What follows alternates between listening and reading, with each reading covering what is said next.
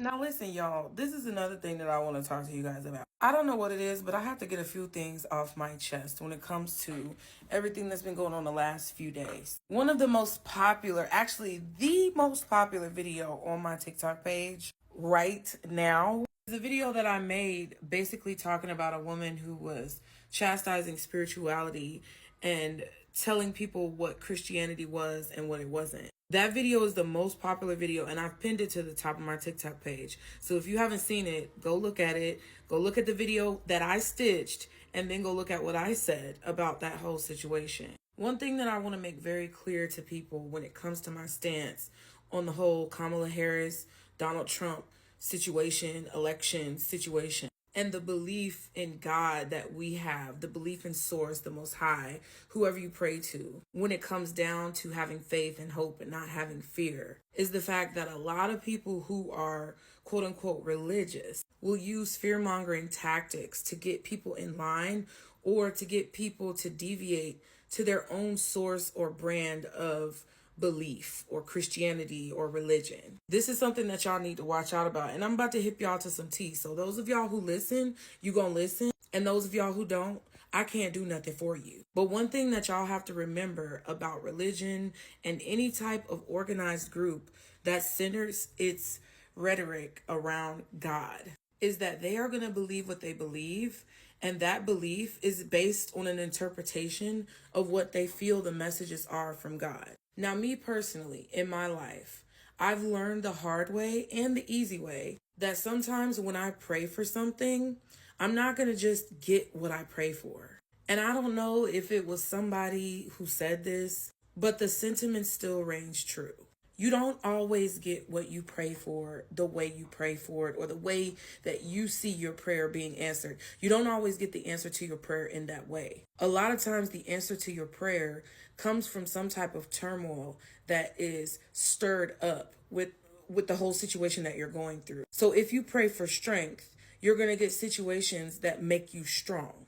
If you pray for wisdom, you're going to get situations where you have to make decisions that mold you into someone who is wise. If you pray for peace, you get situations that test you in a way where you are challenged to find inner peace within yourself. The God that I know and the God that I serve, and it's not even about religion, but the way that I view the world and the way that I view myself and the way that I view improvements and development and evolution that I've had in my life comes from a place of understanding that hard work pays off, but it doesn't just pay off in a visual representation of how people see you. It pays off in a personal way where you feel like you did a job well done. I went to elementary school where we still did science projects. And a lot of the kids used to have better science projects than me. And their science projects would be uber curated and uber decorated, and it would be so elaborate and detailed. And they would have all of these ways to make their print look perfect and all of these ways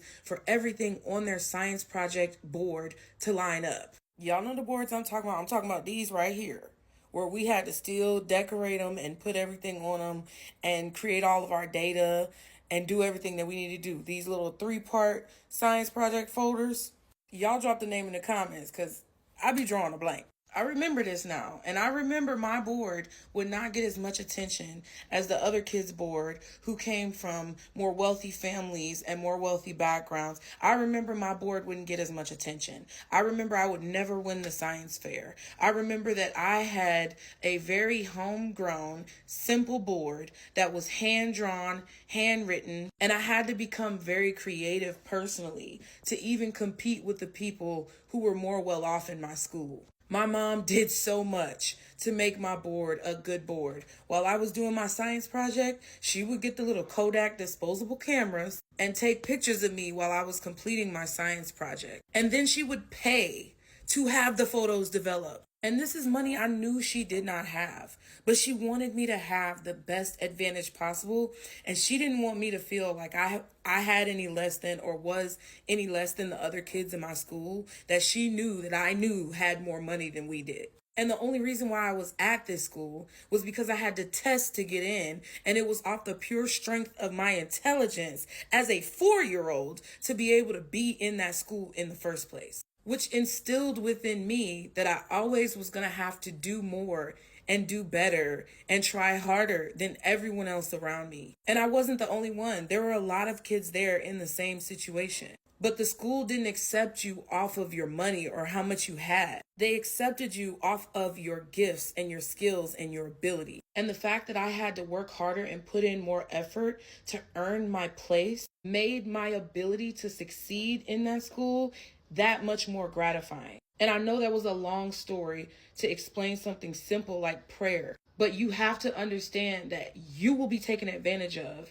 if you allow people to tell you how to pray and how to worship and what you're going to get from it. If you have the mentality that you're just going to be able to beg and pray God or Source or the Most High or whoever you pray to for things that you want and need, and you'll be able to get it without working for it, let me break it to you right now. You're extremely gullible, and you are going to get caught up in this whole situation that's about to go down in this country. You're going to be at risk for getting caught up in the, CULTs, CULTSs, okay? You're going to get caught up in those things. You're going to get caught up in things like, weird worshiping groups that worship, a demonic force. You're going to get caught up in situations that by the time you realize you're caught up in it, you're going to be in too deep. And it's because those groups and those organizations are going to prey on your desire to not have to work for things that you have. They're going to prey on your belief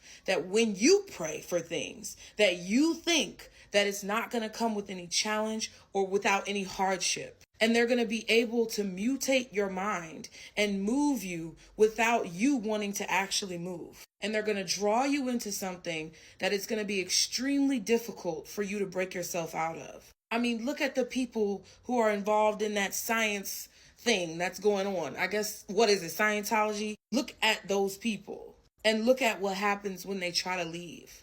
All I wanted to say about this is to be mindful of your thoughts, your beliefs, and the reality that we actually see. Because there's a lot of ways that reality is getting twisted to trick you into not understanding the opportunities that you have in front of you right now. And if you're a person who has the same belief as I do, that if you pray for something, then it's going to come with some type of work and exercise, then you're on the right track already. Y'all, what a lot of you don't realize is that maybe Trump getting elected into office is exactly what needs to happen for us to be able to do the work that we need to do to make sure that we get to the other side of this situation. And what some of you don't want to accept, which I find kind of crazy, because a lot of people who wanted Kamala to win are on the side or the brain of people who want there to be acceptance overall for everything. So it's kind of ass backwards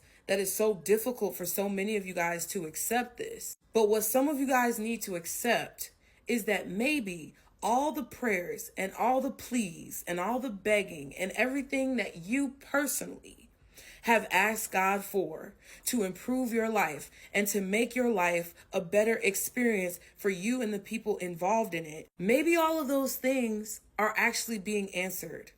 And I'm so sick of being negative. Like, I have honestly lived my whole life being a negative Nancy ass bitch. Okay? So I understand the appeal of being negative, and I understand the appeal of wanting to take the easy way out. But that has not gotten me anywhere in life. And I know you're tired of working.